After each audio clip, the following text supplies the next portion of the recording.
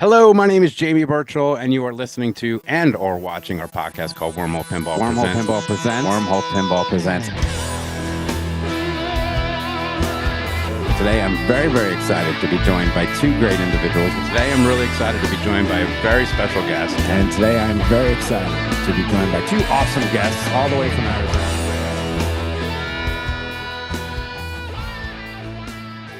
Hello and welcome to our podcast we call Wormhole Pinball Presents, a series we started to highlight those in pinball and arcades. And for episode 45, I'm so happy to speak to someone I met very briefly on the floor in Chicago at the Expo, but also at the Women in Pinball seminar at Expo, where she was one of the speakers.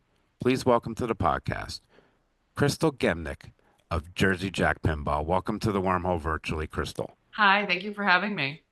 Oh my God. First of all, great job on that seminar. Oh, thanks.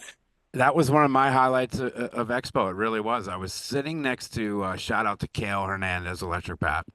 And of course, his wife Rachel was on the panel with you as well. Yep. And you were telling your origin story of how you got into pinball. I leaned over, whispered to Kale, and said, I have to have her tell this story on the podcast. Ah, thanks. And so when I saw you on the floor, I was like, "That's a done deal. I gotta get her on the podcast. This has to happen." Yeah. Yeah, thanks. Yeah, it's great because Kale and Rachel and I go way back because we worked together at Marco Specialties back in the day, pre and then during COVID times. But I've had them on many, many times. they're awesome. They're so great. Oh my God, I hung out with them most of the expo. The poor guys. I was their third wheel. So They're troopers. They go to so many shows and they're just so enthusiastic about the hobby and they're just they're great. well, can you retell the story of how you started playing? Let's start there, right? Yeah, How yeah, did you sure. start playing pinball? How'd you So catch this bug? so I was in a long-term relationship with somebody. I hate that a man is the reason that I started playing No, it's pinball, but okay. really so he and then a good mutual friend of ours had been going out and playing pinball at a local bar right near where me and my partner had lived. And there was like an old Spider-Man, I think was what it was, and they were playing it all the time, like Friday night, Saturday night. And then I kind of would come along just as like the reluctant girlfriend, like, all right, I guess I'll go and play pinball with you guys. It's fine. I don't get it, but I'll try and be enthusiastic about it. And kind of started playing, getting a little bit better at it, a little used to it. And then me and my partner split up. And as it goes in a bad breakup, you find things that help you cope and that make you feel better and that you can engage with, and you want to join a new hobby maybe. And it just so happened that friend of ours who we had been going out to play with started the City League, the Chicago Pinball City League. And so I ended up joining that league after the breakup and just started getting into it, going out and playing pinball and like going to all of these different locations to play and meeting a whole bunch of great people. And then it just kind of took off from there. It it grew into something entirely. I had no idea I was even gonna do this as a career. Like it was kind of one of those things where I was like, oh, it would be kind of cool to work on those games. Like Yeah, I so one day you just all of a sudden go to Logan's and say, "Hey, I want to start working on machines." it wasn't necessarily all of a sudden. I had gone to a few places with some friends. Like we took some trips to St. Louis to see CP Pinball, which now I think is called like Atomic Pinball or something else. And it was like we walked into CP, I'm not sure what it's called now, I'm sorry. At the time was a couple of big like they were like storage facilities. I'm not really sure what they were, but they were in the middle of a parking lot across from like an oil refinery in the middle of just like outskirts of St. Louis. And it had been the first time that I had seen solid state pinballs from the 80s and the 90s and a bunch of EMs, like old Gottliebs, these things that I had never seen before. I had no idea they even existed. And it was like, oh my gosh, look at this. Like, look at the way that these are built. Look at how like interesting they are. And that kind of grew my my interest in it a lot more, and I wanted to know more about what was inside and like how they were built, and then going to Logan Arcade, of course, which at the time was a record store. Um, it was like a speakeasy, so it's like you go into the record store, you'd buy a record, and then you'd go in the back and you could play pinball for free, essentially. You just had to buy like a piece of gum or something. Um, and their head tech, whose name was James, he was always there. He was always working on pins, and I saw him and I saw the underside of these games, and I was like, I need to know how these work. Like it just deeper, diving deeper and deeper into it. And then I think Jim Zespi, I mean, I think he recognized me as a regular, and he knew that I was interested, and I wanted to know how it worked. And I was encouraged by a lot of other people like Jack Danger and his friend Nick Campbell to like try, like to find a way to get there. And sure enough, he needed some help one holiday, like cleaning up pins and shopping them out because I think they were understaffed or something. And then he's like, "Yeah, why don't you come in for a week, help us clean them up?" And then after that week, it was like, "Yeah, stay on." Awesome. So I essentially became an apprentice, like a junior apprentice is kind of what I called myself.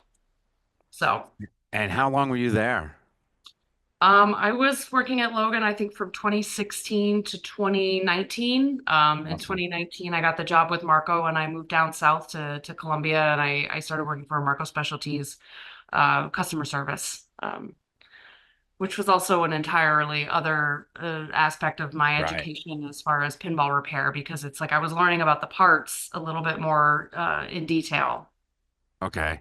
So. Does Marco have, real before we talk about them, do they have Mhm. the secret sauce of hiring some of the nicest people on the planet? I've gotten to know so many of their employees, from Amoto to Rachel and Kale, uh, to Matthew Talley. These are the nicest people on the planet.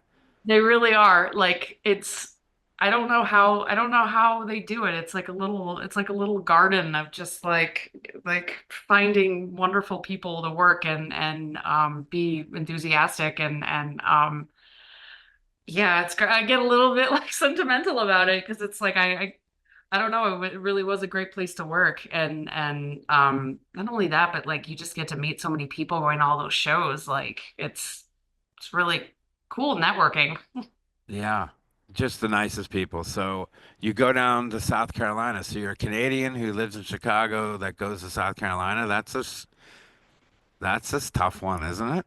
I've been all over the I've place. been all over the place too, so I relate to that, right? And So when people haven't been all over the place, they're a little spoiled, to be honest with you, because my dad transferred a lot, and your yeah, dad transferred, right? That's how you got there? yep. Yeah. So my dad, we went from Long Island, New York to Florida, which is Hmm. like crazy, Wow. totally weird when I was 16. Yeah. And then college in Florida, then met a girl from Chicago, good girl from Chicago, married her up and brought her to Houston, and then that's how I got here. So, Like what do you tell people when they ask you where you're from? Because that's like the hardest question because like I'm very much like I'm just gonna tell you my life story right now because I don't know how to explain where I'm from. Like I guess I'm a yeah, Midwesterner at heart, but like I don't know. I uh I tell people I identify as a New Yorker, and I'm not trying to be a wise ass about it. It's just those are my formative years. I Yeah. still have a slight accent, and I still love the New York Yankees. So I that's kind of how I identify as. I'm Okay. sorry for your loss. Oh my God, that hurt feelings. I went on a baseball sabbatical, wouldn't even look at the news for a week, wouldn't accept texts from people.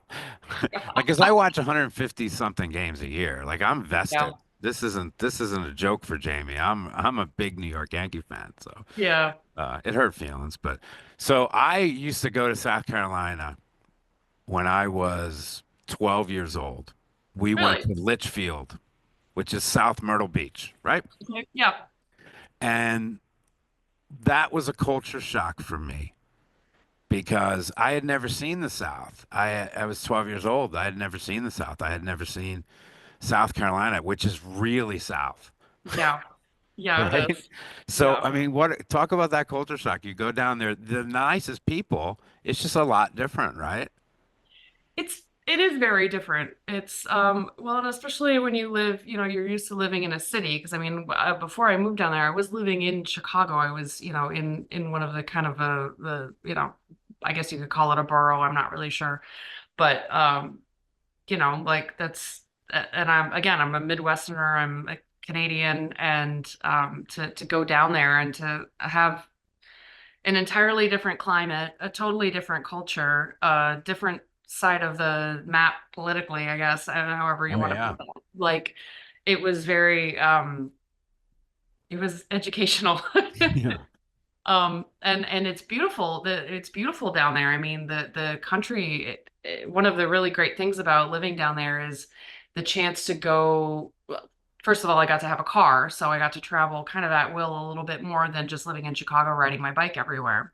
Um, so I go to Tennessee, I go to Atlanta, to the coast. We go to the beach all the time. Like just really beautiful, beautiful country. And like, yeah, it's hot and it's humid. And if you don't have the fortitude to be able to handle that heat, like it can be tough. Yeah. But I didn't mind it too much. It was it was a nice place to visit. Right. I definitely wouldn't really want to live there long term, and I think that was ultimately one of the other reasons why I left. I was there for about 2 years, and um, luckily, I managed to get through COVID while I was down there and did okay, and came back Yeah. here, and um, not the pinball down there is also really interesting because in Chicago, you're used to so many barcades, and sometimes you'll go out to the suburbs to travel to people's private homes to play pinball and like tournaments and stuff. Um, and a lot of the tournaments out there were in people's private residences, like people who have farms who would have like an entire barn just full of pinball machines. And Pretty cool though. yeah, it was interesting. Again, like a pinball community that's the same but different. Like it's the same core feeling, but it's just it has a different face, right? Yeah. That's what I love now about since we started the podcast and since we started kind of being social, the wormhole is when we travel to other cities to play in their league or to play in one of their tournaments. I try to do that almost all the time. And, Yeah. some people recognize me, whatever. I don't care about that. I'm just coming to check you guys out and play in their tournaments because more often than not, the pinball communities are really awesome. They are. Yeah. It's kind of overwhelming sometimes. It is, right? It Yeah. is. It's so funny, like that's another reason why I really appreciate Expo and like MGC. I don't know if have you ever so you said that this last Expo was your first Expo, right? Yeah, it was. It's It was my great. first. It was You my liked first. it? I really had a great time. I wish we had our shit together. We did because we didn't know what we were doing, Crystal. Like we just didn't. We got the tickets late. There was a hotel rooms open late. Like we did everything wrong. So next time we go, we're just gonna do it better. Right on. Yeah. You should come for MGC in April because that's a really fun show too. Um, there's less pinball, but it's a really fun arcade show, and it's like one of the best Midwestern arcade shows I Where would where say. is the Midwest Gaming Classic? Where is it? Milwaukee. Milwaukee. Okay. So Yeah. I've been asked to come up there too. I know Rachel does a lot of work with that, and I would love to. I'd love to stream with them. I'd love to just go up there and be a commentator because I love doing that so much. So Just, it's so fun. yeah, it, I don't, my rules knowledge is not great. It used to be a little bit better when I was playing more competitively, but I think I've kind of fallen off on like tournament stuff a little bit. Now I'm like, I just build them. yeah, you do. So how does that opportunity come about? That's a good segue, right? How did that Yeah. come about? So it's kind of wild because I was, I said I was starting to feel like, okay, it might be time for me to leave South Carolina. I think that my time with Marco is probably kind of winding down a little bit. And so I updated my resume, and a buddy of mine said, "Oh, hey, Jersey Jack has a listing for customer service. They need representatives or a manager or something." And he says, "Why don't you just take that opportunity to, complete your resume and then just submit it, see what happens. No pressure, just submit it, see what happens." And so I did, and they called me for an interview, and I had my first interview, and then I think I waited a little bit. I think it might have been a couple of weeks before they got back to me. I don't really remember, but and they said, actually, we might be interested in having you somewhere else. We might put you in a different role because we think that you might be better suited to that rather than customer service. And I was like, "Ugh, yeah, okay, please. I would like to get away from customer service if possible." Um, and then from there, I think I had two more interviews, and then I was asked to come and work for them, and I essentially started off working production, and getting my feet wet in the production environment because I hadn't had that experience yet. So and then I kind of grew into my role of what I do now. So. Which is, can you talk about that? Are you allowed to talk about your exact Well, role? I can talk about my role a little bit. Yeah. So Okay. I my official role is I'm a production development liaison. And what that means is I work in the prototyping phase with the engineers. I learn how to build up the new games that are coming out. And I translate that to the production line. So I help train the team. I teach the managers. I provide quality instructions. So if there's anything that you really have to look out for, stuff like that. And then I also work with the engineers and say, hey, like this might not work great for production. Can we change it? Which is pretty cool. Yeah. Um, it's and it's great. I don't know. I learn something new every day, and I get to build pinball every day, and that's like it's the Is it best. just a dream come true, really, right now? I constantly am like, I'm in a weird timeline that it's like that imposter syndrome that's like I'm trying to get over, Yeah. where I'm like, how am I in this timeline? How did this happen? Because back when I was going to Jack Danger's studio a lot and playing pinball with him and his buddies, and he would live stream, early days.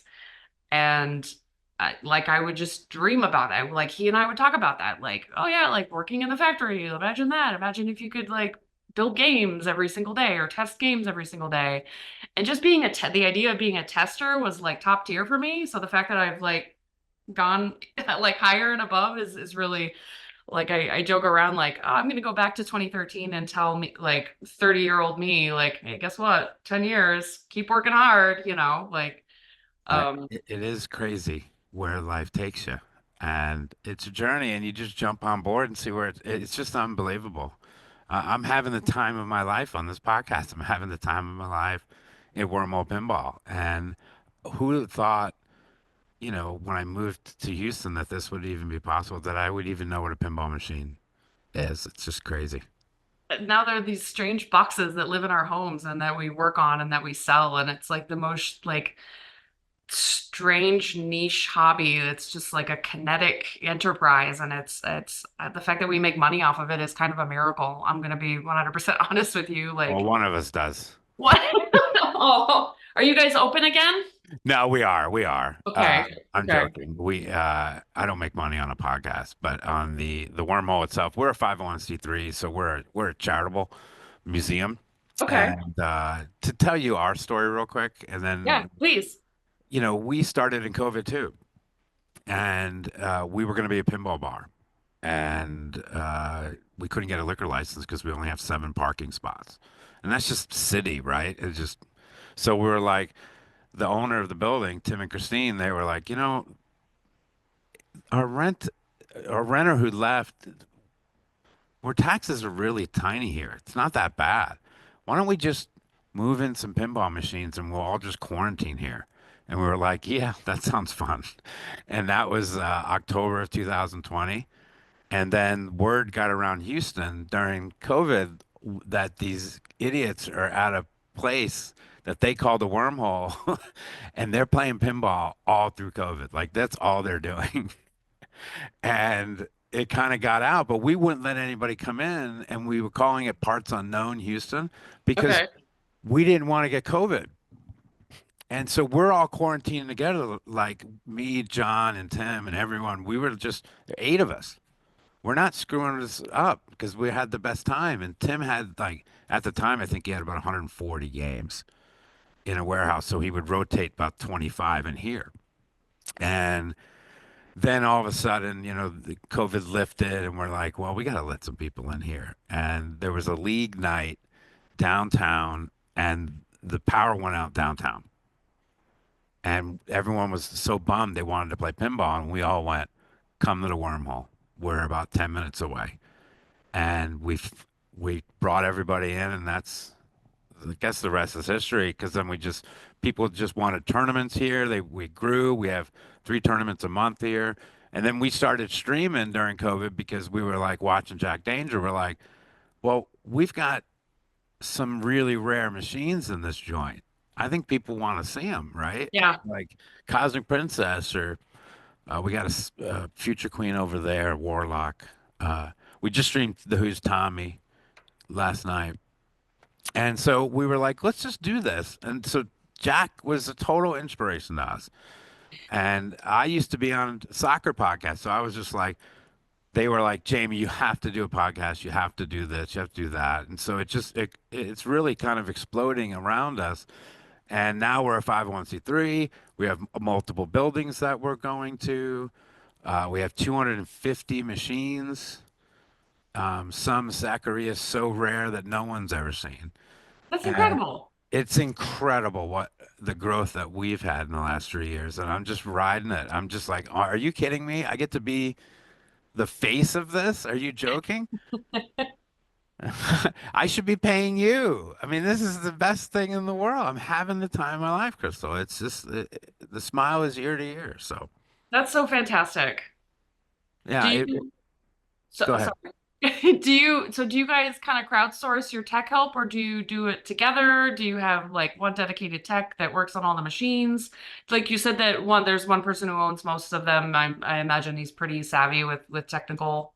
No, he's the person that owns all the machines. Tim is like a, as bad as being a tech as I am.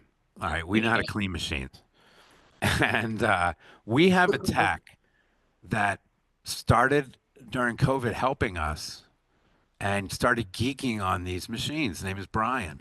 I won't Mhm. out him totally. And we had a Zachary, I don't remember which game it was that started geeking him out. So we have this vault. We call it the vault. It's a warehouse, right? Filled with pinball machines. Yeah. And we've constructed this to the nines for them.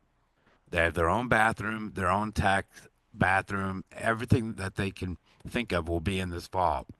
And we just want them to fix these machines because they're coming in from Europe, they're coming in from all over the world, Yeah. and they're geeking. And Brian has now amassed a team that is geeking on fixing all these really, really rare ones. And we can't wait to showcase them. Wow. Huh. That's pretty remarkable. Yeah, we just got a Vern's World, which is I don't remember who makes it. It might be Bell Games. So I'm telling you, some of these are really awesome. Like Vern's World, like Escape from the Journey at Center of the Earth, or some of all those books that he had. Yeah, There's yeah. there's a Jules Verne. there's a pinball machine called Vern's World, and it's almost done. We're ready. That might be coming soon, I hope. I Wow, would love cool. Vern's World to come. It's got a volcano in the middle. It's got all this crap. It's just some of these Italian and Spanish games are just amazing. Did you see the Australian games in the free play room in at Expo? Yeah, we tried to buy one of them. We wanted what was it? I wanted Dennis the cricket one. Yes. Was that what are they called? Haiku? What were they called? Oh Oh, shoot. someone's gonna kill me for this. Hankin.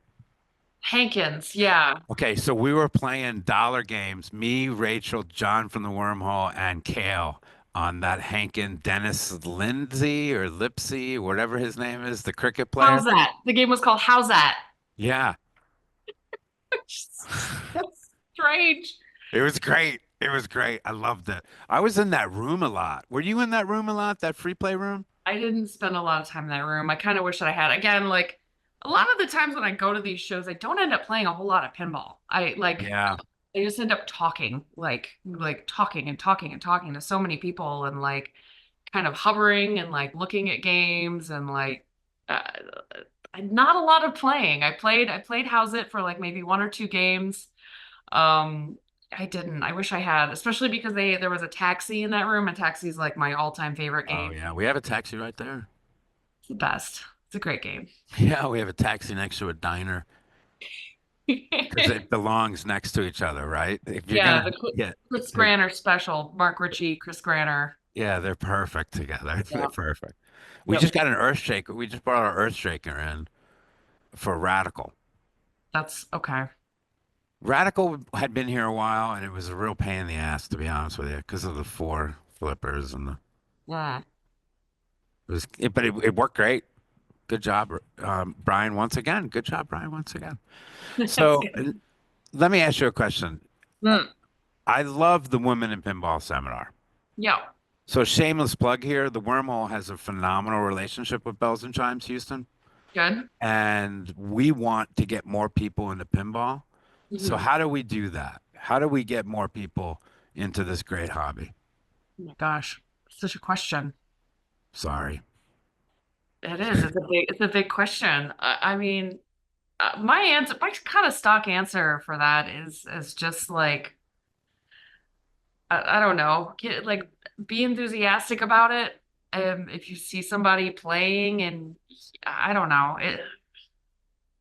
it's I think it is. I want to, what we try to do at the Wormhole.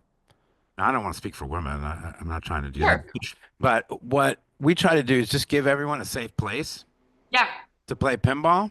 Yes. And I I think we have this no asshole policy here. If you Mhm. have that safe place for anyone to come and play pinball, I think they'll get addicted to it. You Yeah. know? Yeah, because they know they can come back. They know that they're going to be with people who are not going to be disrespectful to them or they're not going to condescend to them. Yeah. They feel safe asking questions. That's another thing is that a lot of people don't feel very safe asking questions about how things work and might want to give up because they feel overwhelmed or not welcome, right? That's what I love about the pinball community is the questions. When I first started, one of the questions I was going to ask you is, do you remember the first pin that gave you the aha moment? I'll Hmm, give mine was Attack from Mars. I sucked at it. I'm playing, I'm just bouncing stuff, trying to hit the middle. And Gina Lowe of Houston Pinball, one of the nicest people on the planet, she grabs me and she goes, "You need to do this." At the end of the game, right? The game was over. She wasn't coaching. yeah, And she goes, "Do this and this and this and that.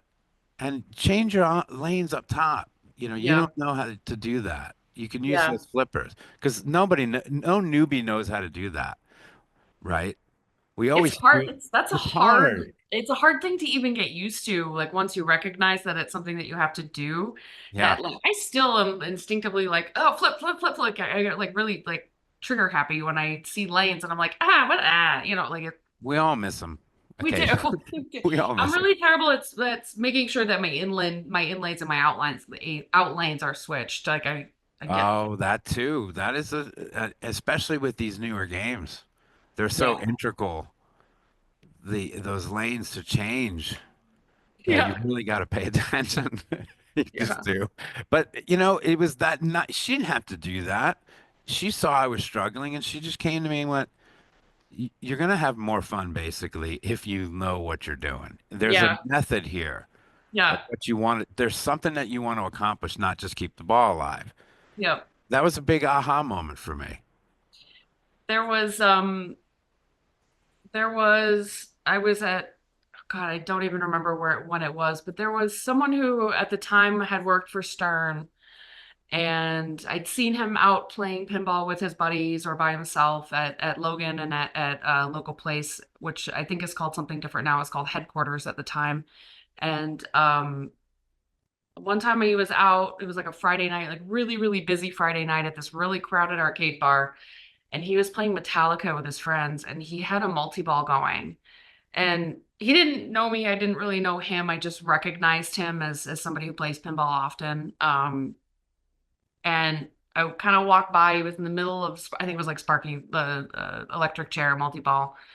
And he was handling the balls. He was trapping up and he was like making the balls bounce from flipper to flipper. Yeah. He did post pass and he was like making shots that he was clearly aiming for and like blowing it up.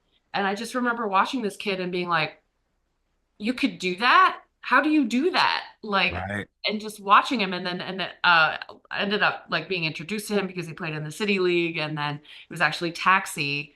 Logan got Taxi in, and he was like, "Oh, you know that there are like the rules to this, right?" And I was like, "No, can you show me?" He's like, "Oh, it's so easy. He goes, you just collect the characters, and then your jackpot's lit, and then you can either get a multi-ball or." I was like, "That is so easy." Like, like I had been so daunted by the idea of pinball having rules and like the lights are overwhelming and all of this stuff. And he just made it so he's like, just aim for this, just do this and this, start there, and then from there you can grow and learn more of the rules, right? And that was like, for me, really, of course, it was people helping and people in the pinball league being, like just being good community members and being encouraging and that, but it was also a lot of observation, just like watching people and then picking it up, right? Like for me, that was something that was really helpful. So it's like, I don't know, we had like another thing that we had for a little while at Logan was we had like an educational series, which is something that might be really good to encourage people, like not just like, oh, this is a safe space, but also like come and ask us questions. Like this is the time that you can come and ask us questions. We'll have a teacher or a tutor or whatever. And that was something else that was like really, really um, helpful. Um, yeah, There are leagues that do like if you're over 10,000, you pay $5 or something, right? right. And we're thinking about that, something Okay. like that. Just, maybe once a month for our 4X. If you're over 10,000, you're $5 instead of 20. Anything Right. you can. That's great. Yeah. Hmm. All right. Last question for you before we have this little game show called the Hurry Up. It's like Oh my rapid. God. But not to out your personal life, but is it hard to hear or work at something at Jersey Jack and not being able to talk about it at Um, home or with your partner or a significant other or anyone else? Is that hard to do? no, not anymore. Okay. It's hard in the sense that honestly, it's kind of selfish in that like the element of surprise is taken away from me and my experience of having pins for lead. Like I don't know how to articulate this really well, but like so like Avatar just came out, right? Hmm. Really excited to work on this game, excited to work with Mark because it was his first game and all of the things that we'd been working on up to that point. And it's not the idea of not being able to tell people, it's the idea of me not being able to experience it fresh, right? Like I Hmm. see it from its incubated stage to its fully developed, hatchling, whatever you want to call it. Right. I don't have that like, oh my God, it's Avatar. There it is. Look at, the UV lights and all of this other stuff. It's so beautiful. It's Mark's first game. It's like that's like kind of a selfish way to look at it because I am very privileged to be able to be there for that whole process. But um no, it's not hard. It's sometimes it's more hard to like catch myself from like spilling the beans, like which I'll never ever do. But like sometimes it'll be like, I can't talk about that. Like that's the hard part really is just being like, okay, realize that, I there are things that I can't say or things that I can't talk about. It's I guess you just get used to it. How great was it to work on Avatar? Was it just awesome? It was awesome. It was Because it's an awesome machine, and I've played it a lot. I got to play it first at the Houston Arcade Expo, and then we went to Chicago and played it a lot at the Jersey Jack booth there. So I'm I'm so thrilled that it is being so well received. I like again like it was really really cool to work on and again like seeing Mark work on his first game as a game designer and not just as a homebrew designer, which Mhm. his work with that is good too. I don't know if you've seen anything from Metroid, which was his homebrew game. I've only Um, seen pictures. I never got to see it. Oh, so he was streaming that build for a long time, and I think his build is on Pinside. Yeah, he might have documented that as well. Oh, But okay, smart. so he would hook up his Twitch stream and just be like, oh, I'm programming today, or I'm working on this, that, or the other thing, and that was actually how I ended up meeting Mark before he even worked at Jersey Jack, meeting by internet meet. Yeah. Um, so and it's cool because it's like, when I first started working at JJP, he was working on the whitewood for Avatar, and he was showing me his shots and stuff like that. And to see him go from that to now he's officially a game designer, and he said it himself, like he feels like one. He's like, yeah, I feel like a game designer now. And I'm like, oh, that's so good to hear. Like it's so rewarding. It's really incredibly rewarding. Yeah, and the feedback has been really, really positive, which is always great, you It know. has. Yep. So, I must be hard. I can't even listen to feedback from the podcast, let alone I'm not putting out a giant pinball machine. But this community can be pretty tough. But all in all, I think the community is pretty great, though. I think, They can. yeah. Yeah. Yeah, they can be tough. You're right. Do you look at any of that stuff? You I can't, right? don't. You can't as an employee, right? I don't. I don't. It's most of the time if I'm really curious, I'll hear it from other people. Just be like, "Oh, did you hear about, X, Y, or Z?" And it's like, "Yeah, okay." Right. And if it's constructive, then it's constructive and you can try and listen to it, but sometimes it's not always constructive. Exactly. Exactly. And just stay away like a professional athlete. You can't have Twitter. You just stay Yeah. away. Yeah. I'd rather focus on the positive things and the things that I Absolutely. Well, can it's a control. great game. Congratulations to Jersey Jack and you and everyone that put that together. It's fantastic. Thank you. All right, are you ready for our rapid fire game we call the hurry up? Hit me with it. This is thanks to Kale Hernandez, Ian Jacoby, and Donovan Wade for helping me write these questions. It takes a village, Crystal, It, it to truly put does. this podcast together. So, all right, if I had theme music, it would go like dun dun dun, but I don't have Not yet. Not yet, it. Chicago deep dish or Chicago hot dog? Hot dog. Favorite Lollapalooza that you went to or wished you attended? None. You never went to a Lollapalooza? I never went. I actually went to Riot Fest twice, All right. I but went no. to Lollapalooza one when it was a traveling show. Yeah. Yeah, it was good. I had a lot of Did you fun. see the Chili Peppers? No, that was Lollapalooza like two or three. Lollapalooza one was Ice-T and then Jane's Addiction. Oh, that's dope. See, I would have liked to have seen the Chili Peppers for like the second Lollapalooza, I guess. Yeah, I think they were on Lollapalooza 2 with Metallica. Oh, And Lollapalooza 2 was really good, but I didn't go to it. All right, bucket list vintage car to own. car, like vroom Car, a vroom. vintage car that I know you're into vintage cars. Give me one that you would love to own. That would be a Datsun 510 wagon. I'm not sure what year, maybe like I don't know what year they really were around. Maybe like 72, 73, like that era. Awesome. That's awesome. Best Pinball Expo to visit. Like pinball show? Pinball show that you'd like to visit again. Oh, that's hard. Oh my God, that's hard. I don't want to hurt feelings. It's okay. It's rapid. You'll be fine. It's rapid. Honestly, California Extreme. Okay. California Extreme. Favorite person to eat lunch with at work? That was Kale, by the way. That's a good question, Kayla. Um, oh my gosh. Honestly, Eric Minier, if I can catch him eating, like Eric doesn't always take lunch, but if I can have lunch with Eric, I love having lunch with Eric. What's your go-to pin at Logan's Arcade right now? Oh, I haven't been in so long. Or any arcade. You go in, what's your go-to pin that you're putting a lot of quarters in right now? Taxi. Okay. Yeah. Favorite era pinball machine to repair? System 11. Hardest pinball machine to work on? Hercules. That's true. That's true. That makes sense. You All have to right, work on that's it it. Thank like you a so person. much for sitting down with me tonight. This has been a lot of fun. I really, really appreciate it. I know we Oh, had some audio problems in the beginning that nobody got to see, but we got through it, didn't we? we did. We did okay. We did great.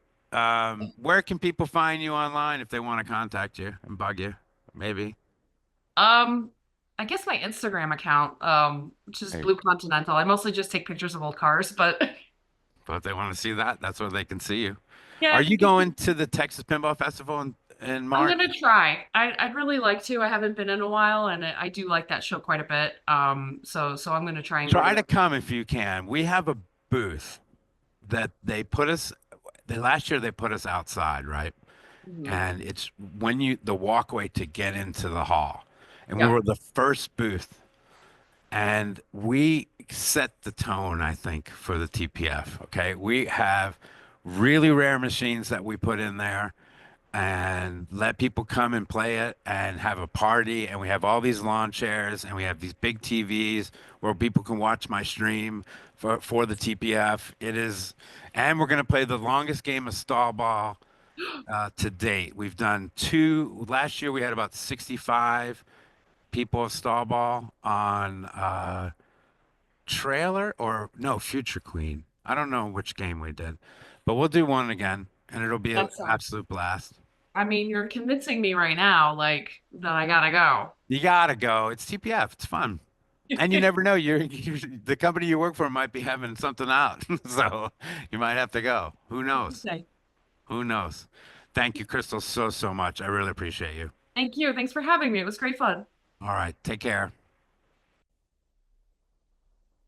Thanks again, Crystal, for coming on the podcast. That was fantastic. I really had a lot of fun speaking with her. She's so genuine and nice, and I really appreciated that conversation.